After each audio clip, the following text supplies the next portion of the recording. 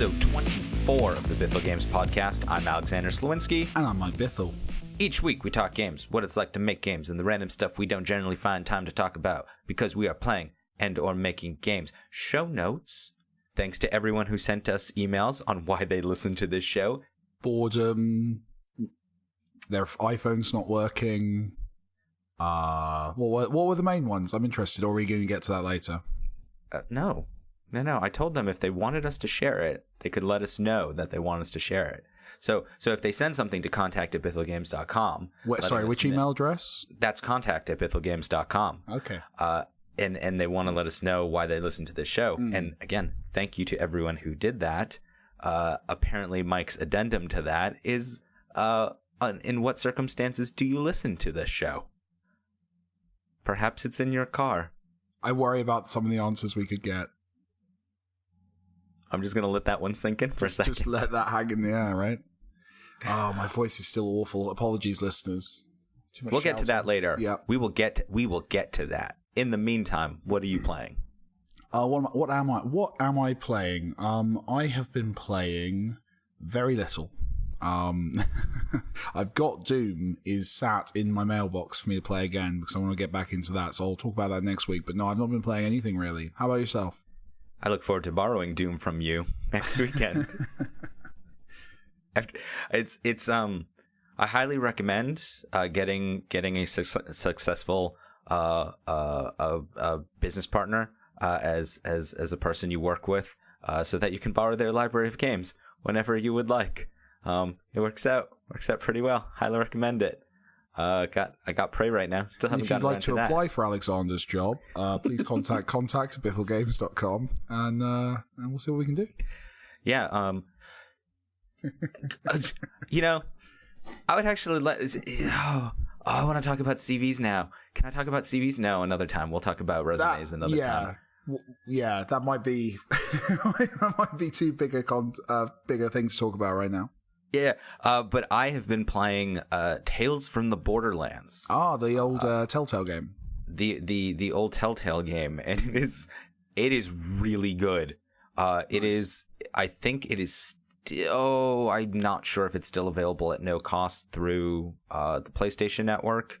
But I'm sure it goes on sale quite often on Steam or on other things.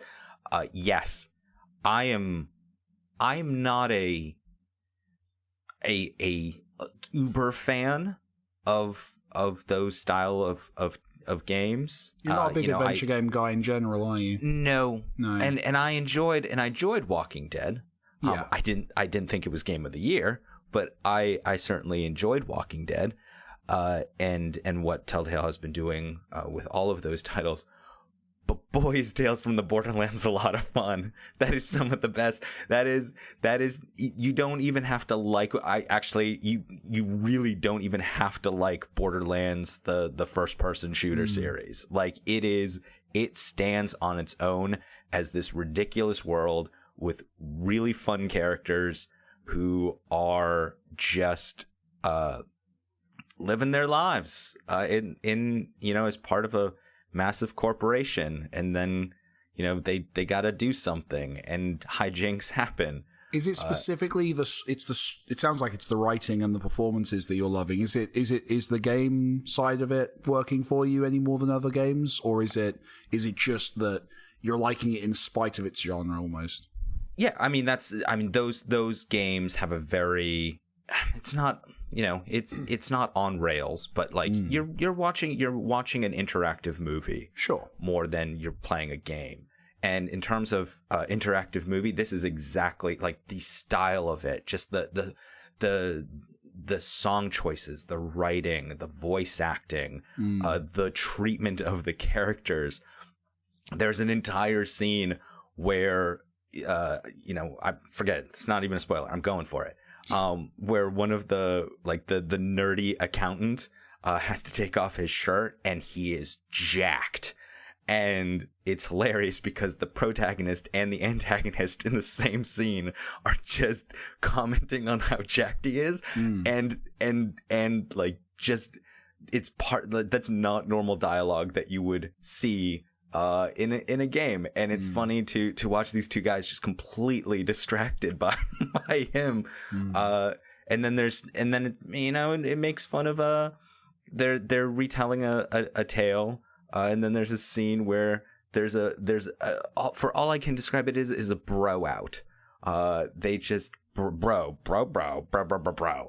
and completely it's played completely straight, and it is hilarious. Nice. But yes, Tales from the Borderlands, if you don't even have to like Borderlands, you have to be able to enjoy a Telltale style game, and it is definitely one of the best of that genre, and certainly is worth taking the time to check that out. I think I will. It's so much style.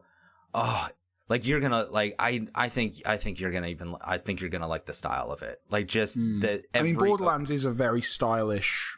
All of the games. I think I've always loved the style and the personality of them, frankly, more than I do the gameplay, if I'm honest, with the Borderlands games. Like, it's always been, the art, the characters, the humor.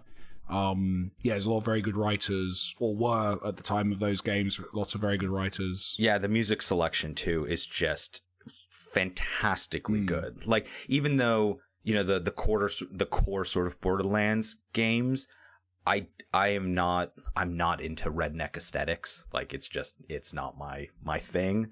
But the music selection even in there like walks this really cool line, and that's again heightened in Tales from the Borderlands. Do you know if it's? I mean, obviously it's built in Telltale's tech, and it's a Telltale game. But do you know, is it the writers from Gearbox coming over and working with that, or is it Telltale doing their own thing? Kind of. Do you know the story of the production? Like, was it Telltale doing their own thing with the IP, or was it more of a collaboration? I actually don't know the background on this particular game. I didn't recognize the names, and okay. I knew the writers on Borderlands, so I don't really know. Okay. But it is whoever they were good, because they were really good, like exceptionally good. Nice. And I guess I really should look them up again to see where they are now or what they're doing, because I would play another one of their titles, because they're having so much fun with a world that's, it's a first person shooter world, and yes, it has a lot of style, but we're not used to. Actually, there were a couple DLCs for Borderlands, like Tiny Tina's the D&D one. There was a Dungeons and Dragons.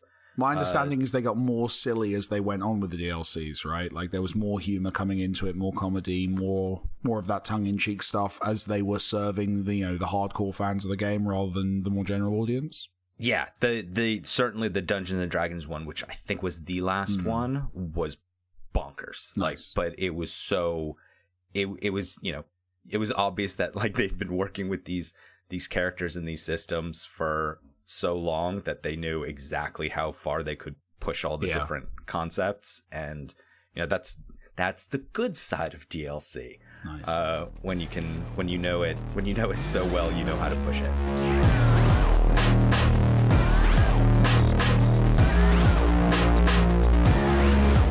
Now it's time for what's going on at the studio. And Mike, we were at Develop this week. We were. In cozy Brighton, UK. Not to be confused with Brighton, Massachusetts, which is a cozy penitentiary for students who go to local Boston universities. To be very clear, we don't call it Brighton, UK. We call it Brighton. The lack of the lack of creativity in place names in America is not the UK's. Well, actually, probably is historically the UK's fault. Thinking about it, most things in the world are historically the UK's fault. So, yes. So we were in Develop, which explain a little bit what Develop is, because it's not something that typically gets talked about or pops up on the radar for most folks, because. I was certainly not used to it. I'm used to either the E3 mega spectacle or GDC, which is, still everyone being there, or the PAXs, which is a consumer show. And then, there's some of the marketing shows, and there's absolutely the executive conferences, but nothing. I personally am really not used to something that is regional and serving a sort of specific market. Yeah. So, Develop's been going for, I think, as long as I've been in the industry, like at least a decade. Like it's been going on for. It's a spin-off conference. A lot of the conferences in the UK are specifically spin-offs of press outlets. Usually in America, the conferences are run by conference groups or bodies which do that kind of thing. Here, they've all kind of spun off from publications. You've got Eurogamer Expo, which is kind of the biggest consumer event, which obviously is from Eurogamer. Develop conference is from Develop, which is a trade magazine in the UK. And yeah, it's very, very developer focused. It sort of is like a mini GDC. It's where a lot of UK business happens. A lot of people do deals at Develop. I had a lot of friends who did deals this year at Develop. A lot of kind of chatting in corridors, talking to, powerful people and doing interesting things. So it's good. It's a very important conference for the UK games industry. Yeah, we had a bunch of good conversations with other developers. It all pretty much takes place in this one bar. The bit we were in was one bar. There is like a conference behind that bar that we didn't go into. We didn't get the chance, unfortunately. But for the most part, the sort of yeah. I like to describe it as like the time that I got stuck in Detroit because of a snowstorm for 38 hours, and all social interaction was tribe, like Lord of the Flies type tribes around the Cinnabon. That's what this is. It's like, I get it. The bar is not part of the conference, but it is. It's sort of like, it's like the W at GDC or actually, to be fair, several different things at GDC, in fairness, or certain other places at E3. Like, there's definitely these hubs that are always busy, right? Is it the Marriott at GDC where you can just basically stand in the lobby and see everyone? Yeah, the Marriott at GDC is certainly one of them. The W, it used to be the Pit back when it was in San Jose. Mm-hmm. There's sort of that place that is agreed upon. That folks will kind of spill out, and also obviously often you want like a little bit of privacy, or you want to and there's nothing more private than a loud room. But no, we did end up talking about the sort of challenges that are facing us all at the moment, and what's coming next, and that's like that was certainly interesting, because that does happen at GDC, but you kind of have to just be aware of your surroundings. I think there's a lot of press at Develop. Most of the UK outlets are there. It's right on the doorstep of Gamer Network, who are Eurogamer, RPS Now, a few other places. So there are lots of press there, but I think there is just a general. There's also a significant relationship difference between UK press and UK developers as compared to US press and US. It's all a lot smaller, a lot more. I guess respectful, is that the wrong word? Maybe, but it's a. No, I'd go with that. I mean, we're all there's with the UK, there's very much like an underdog quality to the whole industry, that we're all kind of chatting and supporting each other, which is good. Yeah, I mean, in the US, it's Darwinism, right? Like it's survival. It's just the US in general, right? Yeah, so by the hour. Yeah, everything is antagonistic, and the PR and marketing did their best to get rid of the journalists, and now they have to deal with a whole other issue, and then they're going to try to find some way around that, and they're going to have to deal with the whole other drama. So that's why it's all a bit more mellow in the UK, especially in Brighton as well. Brighton's just by its nature a very chilled out place anyway. Yeah, it's nice. So can I say what Brighton reminded me of? Can I use that comparison again? I can't remember what it was, but go for it. Yay. So the thing about Brighton is that it is. So Mike was bringing up like, oh, it's like Coney Island in New York. I'm like, no, it's not like Coney Island in New It it definitely has a much more worn feel to it. And then it hit me. It's like the perfect place if you were to do a UK version of The Lost Boys. That's like, right. I remember that, yeah. Like if you were to do a reboot of The Lost Boys. Just because of the pier? Or everything about it. Everything about that place just it isn't posh enough to like, you know, be Great Gatsby or anything like that. But there's sort of a, especially once you get like into the back. I mean, we ate at a place called We Love Falafels. We would have kept eating there like over and over again in that section. That was the lanes, right? We were near the lanes. We weren't quite in the lanes proper, but we were in that part of Brighton where the streets get a little narrower and more interesting. Yeah. Yeah. And it's, you know, and it's got that kind of crunchy feel to it where, you know, it's not like reaching out to, you know, the antiquing crowd and no, it's very like much that. Not. No, it's right. No, Brighton's always been a cultural melting pot. Very progressive, very cool space. Yeah, so it's got this little bit of edge to it, and that's why I was just like, oh, if we could totally reboot The Lost Boys here, and it would work so well because you can absolutely imagine sitting in We Love Falafels and overhearing someone talking about the vampire problem in town, and you wouldn't question it. You'd sure, there's probably a vampire problem in town. Like maybe we should look into that. This is a $1 million idea. I think we need to. If anyone is listening who wants to do a British vampire show, I'm trying to think of like which shows and movies have really used Brighton. Obviously, you've got Brighton Rock is like a classic, but that's, you know, years ago. You've got like Skins is very much Bristol, like, and couldn't be set anywhere else. I don't know if Being Human went to Brighton. I remember in like the later season where it just completely went off the rails. By the way, Being Human, if you've never seen it, UK or US version, I prefer the US version, but that's okay, which is technically Canadian. We won't get into that.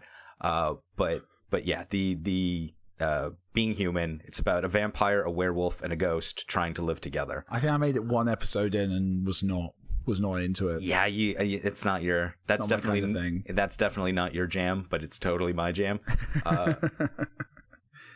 But yeah, no, there's definitely a quality to Brighton that works, and then particularly works for this show and having that relaxed atmosphere, and, you know, hanging out, talking, meeting up with folks, having some business meetings, seeing how those go. And yeah, it's something that I'm not particularly used to, but I look for. Are there other ones? Like, am I going to be attending a few of these over the year? Develops once a year. I would say have you ever been to Eurogamer Expo or Rezzed? No. So I think those are going to be interesting for you because that's kind of the Britification of like a Gamescom or a PAX kind of environment.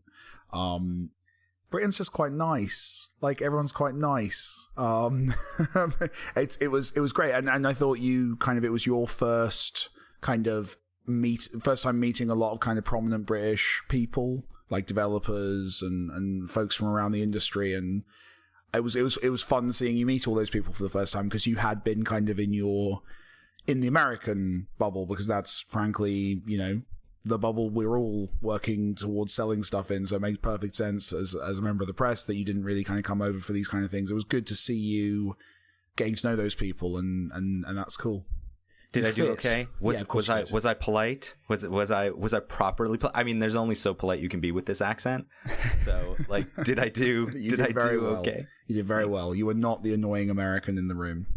I did have to do a lot of apologizing. That's just the social lubricant of the British Isles. 1, 2, 3. I wanna thank you for reading the Freedom Mail again. Thank you for reading the Freedom Mail again. Hey, Mike and Alexander, hashtag no parenthetical. If you could license a book from your childhood and turn it into a game, which would it be, and what genre would you make it? Keep I know up the your good answer. work. Stacy R. What's my answer? Your answer is the tripods. Yes, that is actually one of my answers. The Tripod Trilogy is absolutely one of them. The Tripod Trilogy is the story of, it's actually the story of England, where the tripods show up. They are menacing War of the Worlds-esque creatures that begin to put little mind cap things on the population. And when you are a child, you live free until your capping ceremony in your teens, and then you are capped and become a worker inside that world. And what ends up happening is that one of the kids decides he's going to run away. He runs away. He gets over to he gets across the English Channel, gets to France, meets a guy named Beanpole, whose name is Jean-Paul, but he can't say that. And then they go to the Alps, and things happen from there. But yes, and they are hunted by the tripods the entire time. How would I do that? The obvious sort of choice would be Last of Us style. I think it definitely suits itself to an Uncharted Last of Us third person type of like whoa like jumping for and grabbing like a ledge. Is that the bullet point description of the mechanics? Yes. Ooh, whoa. Yeah. The arm coming down and trying to grab them, and you flick left to dodge, flick right to dodge. You can totally see how the mechanics work. And then that would be my first choice, but I actually can think of two more. You got one, Mike? Well, if we're doing multiple choices... We're doing multiple choices. Okay, so my first choice is anything by Terry Pratchett, but more specifically, obviously, Discworld. Like, that was... And you know what? That universe deserves to be protected, and I will never be let within a meter of it. Or a mile of it. The meter's too small a distance. I should be kept much further from it. But I want you could reach out your arm then and just grab it if it's only a meter distance away. I want someone to do an amazing Discworld game. There were great adventure games way back when. Discworld is a comedy fantasy franchise. It's very big in the UK, but I'm assuming not as well known in America. Is that fair? The folks who are into that stuff are like the kids from that section of the lunchroom that were it's your Monty Python nerds. And but so it's a fantasy kind of satirical universe. It is oozing with wit and charm.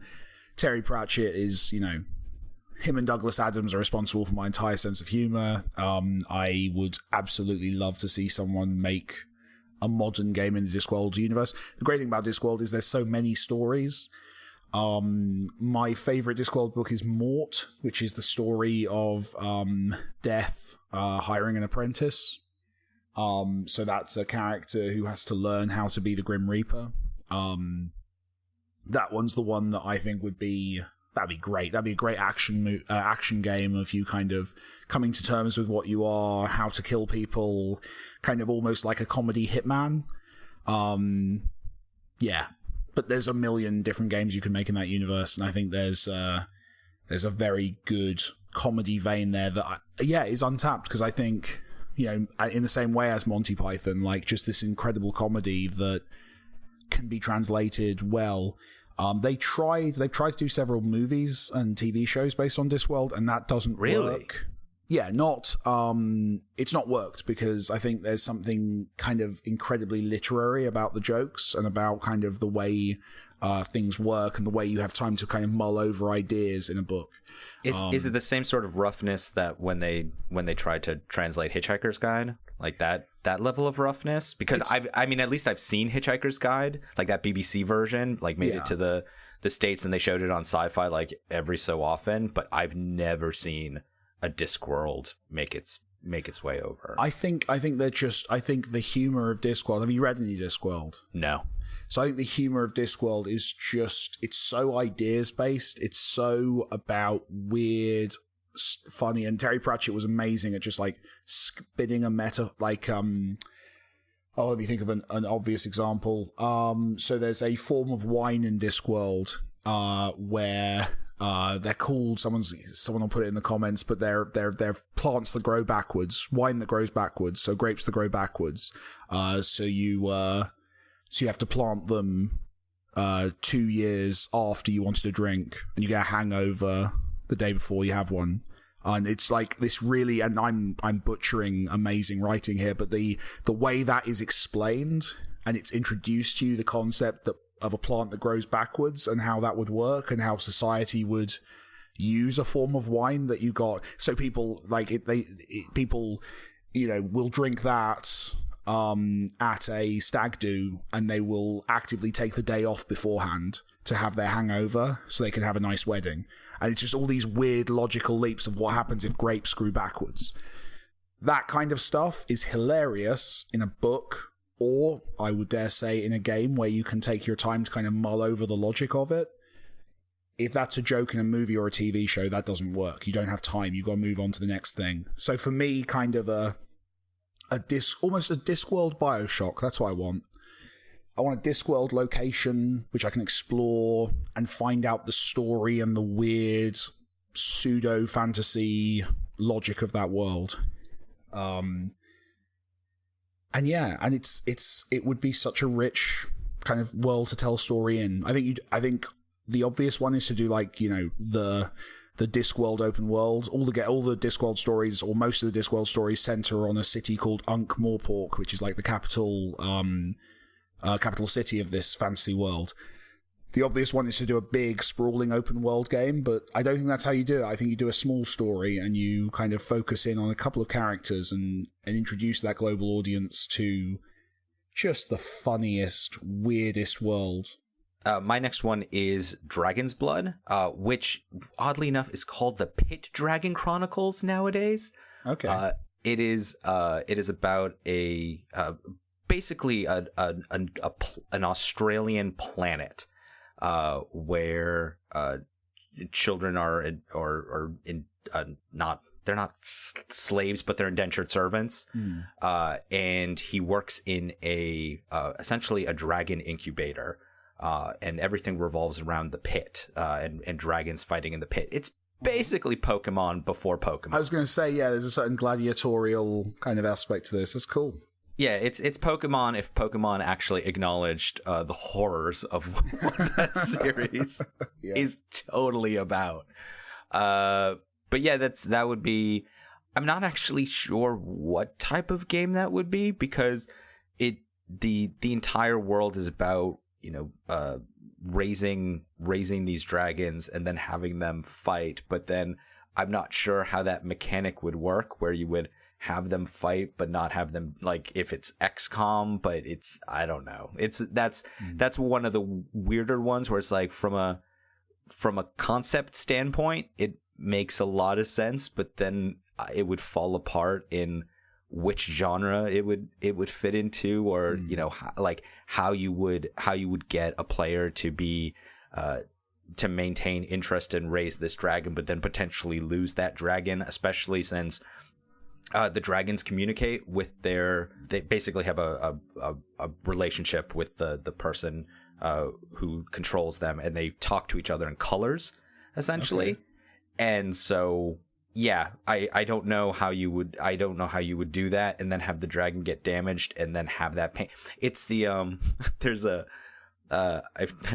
I don't know if I've ever talked about this on the show, but I've definitely told Mike about this. There was a game I once saw where someone had a baby crying in it, and it was just like part of the sort of ambient noise that they had, like a baby crying, and it was just like, no, you can't, there's something primal about that you can't just have like a baby crying in the background and have someone not be like, where's the baby? How do I find the baby? What's going on? It's like an instinctive kind of reaction to that. Yeah, it's like it would be like hearing like a dog suffering, right? Like there's or a cat or anything along those lines. Like if you know what that noise is, like all just instinct kicks in and you try to go for it. And like for me, it's if you're trying to build this emotional relationship with this dragon, and it what the color for pain is, and that color like flashes on the screen to show it's in pain. Like I don't know how you how you're not like hurting the player, because you're not the one being put in pain. It's being pain through proxy or something along those lines, and that would be the weird one for doing that series. What else you got? So one I go on because my last one is obvious. One I go on about a lot is Dinotopia. Are you familiar with Dinotopia? So a lot of people know Dinotopia as a absolutely terrible TV show from, I want to say like the early 2000s, like a live action show about people and dinosaurs living together. I only know it as a beautiful art book. So that's the version you adapt. So Dinotopia, the premise is there's a secret island, protected by storms. No one can get to it. Kind of think King Kong, like a protected island, surrounded by water, terrible raging water, filled with dolphins. And it's on a lot of famous trade routes throughout history. So constantly ships are sinking outside of it. And the dolphins take the survivors from those wreckages and save them and put them on the island. So what you have is this island where every decade, every 20 years or so, the survivors of a shipwreck are washed up, and they form their own communities and get on with it, but also welcome newcomers.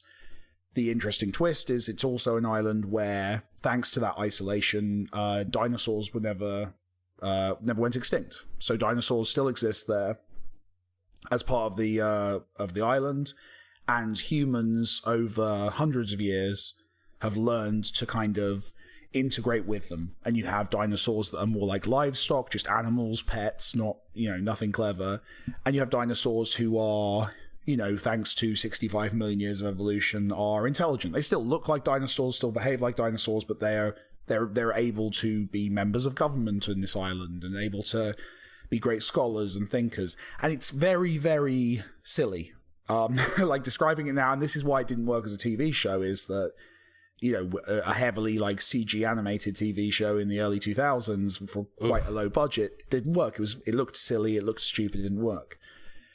But in its original form, which is this amazing James Guernsey, who's a very realist painter, very fixated on light and making stuff look real, and someone who traveled the world doing beautiful paintings of various cultures, the art book is this absolute treasure trove of photorealist painting of these kind of different cultures and societies. You've got the group that's kind of clearly inspired by Asian cultures and European cultures, and all these different ships that have been wrecked on this island have kind of built their own little enclaves. And there's mystery and stories of these different cultures. The way I do it as a game is explore all that stuff, obviously, and I think this is one that would make a beautiful open world, kind of like something like Horizon or a Far Cry game, where you can travel to different settlements and different parts of this society. Some are more built up, some are different cultures and histories and backgrounds or whatever. The book is actually done as a journey. It's a character who is shipwrecked and decides to travel and learn about the history of the island. And it makes sense to do the game in the same way. You've got kind of a character who's like a Victorian kind of era inquisitive scholar who wants to learn about the island and then gets embroiled in a conspiracy and mystery. But yeah, to me, it's not a violent game. It's almost like an open world adventure game, I think. I think you could do something really interesting with it. I think there's also lots of opportunity to potentially do like platforming. Kind of a non-violent kind of third-person action game could be really interesting in it. I really want to make that, but I don't know. I don't know. I name drop it constantly in the hope that one day someone sees me talking about it and there's a way of doing it. But it would be an amazing game to play, and I think a really good game to make as well. I think I love the challenges of doing dinosaurs well, and in that context. I like how one of the book series from your childhood has dolphins who save people and bring them to a magical island. And then, as with Hitchhiker's Guide, you have the other version of the dolphins being like, peace, we're out. Forget you guys. That's it. Thanks.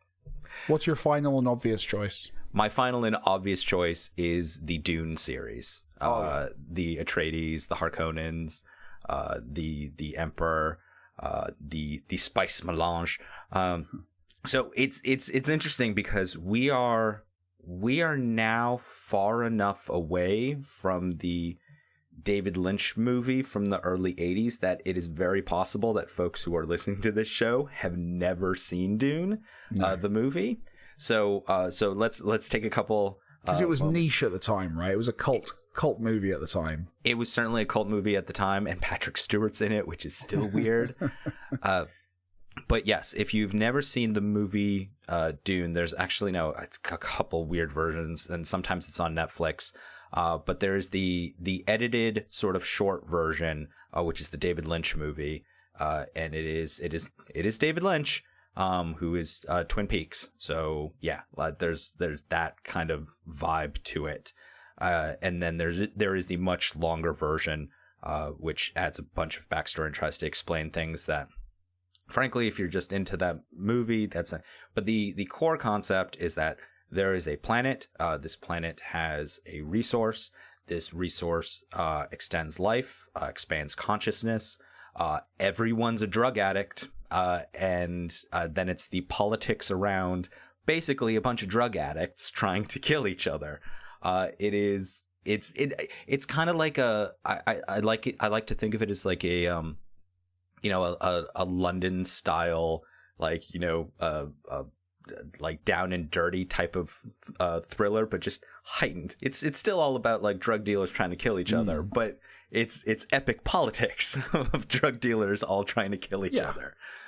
And so yeah, that's the really down and dirty sort of explanation of it. But then you add in all the discussions of politics and all the discussions of math, and most importantly, the discussions of religion. And that's where the series really shines. So like the first book is very much setting up the world, but the second book is completely about the politics of religion, and how to keep control in the politics of religion, especially among all of these drug addicts. And then the third one starts getting to the much more, the precursor to Game of Thrones style stuff, where you've got like, kids who are, they're gonna grow up to be the ones who are in charge, and then, all the other aspects and their family dynamics and all those things that happen from there. So in terms of the game that I would make from that, there was actually a really good RTS. Actually, before the RTS game, which is what everyone remembers, there was another video game that was called Dune, and that was weird. I don't even know what to call it anymore. Like, it wasn't an RTS. It was you would fly to these different locations, and it was sort of telling the story of Dune. It's that criticism that I have of Hitchhiker's Guide to the Galaxy, where if you've ever played the text-based version of Hitchhiker's Guide to the Galaxy, all you have to do is read the book, and then you know exactly what you need to do, like movement to movement. And sort of that first Dune game was kind of like that. If you knew the beats of the book or of the movie, then you kind of knew what to do next, and you would go to these different places, and you would build up resources, and you would move them around. Whereas the Dune, was it called Dune 2? Battle of Arrakis, was very much an RTS. Like that was your Warcraft, Starcraft, Command and Conquer style of game, and that was really, really good. So yeah, the obvious sort of choice for a Dune series is an RTS, but I would actually like to see it as a Mass Effect or a Dragon Age style title, with building up whether it's building up another family, or trying to survive, but certainly has that action feel to it. Do you need that? Like, that feels like it kind of, because Dune, and I've not read them. I'm familiar on like a high level with it, but I'm not an expert, so please do correct me if I'm wrong. But it seems like it's a whole thing built around politics and resources. So kind of a strategy game of some kind seems like the very kind of the right way to handle the source material. The kind of, maybe not an RTS, but like, a political game, a 4X game. Like the obvious choice would be, the right choice though, maybe. Okay, yes. Like, do you think the story about action? Like, when you read the books, are they adventure stories? Are they? They aren't so.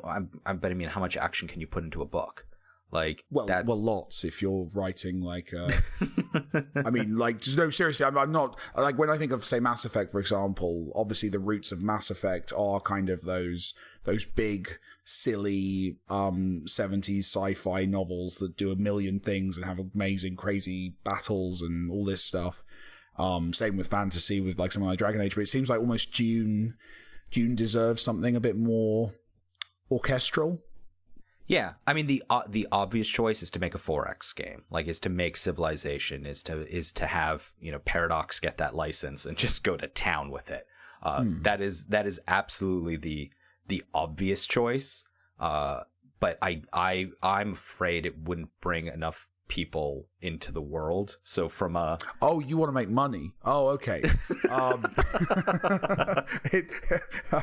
In which case, yeah, okay, fair enough. Put guns. No, I mean, if I'm doing the Tripod trilogy, like, yeah, I'm like, it's funny. So with the Tripod one, like, the way I remember the books as well, I read the Tripod books as a kid.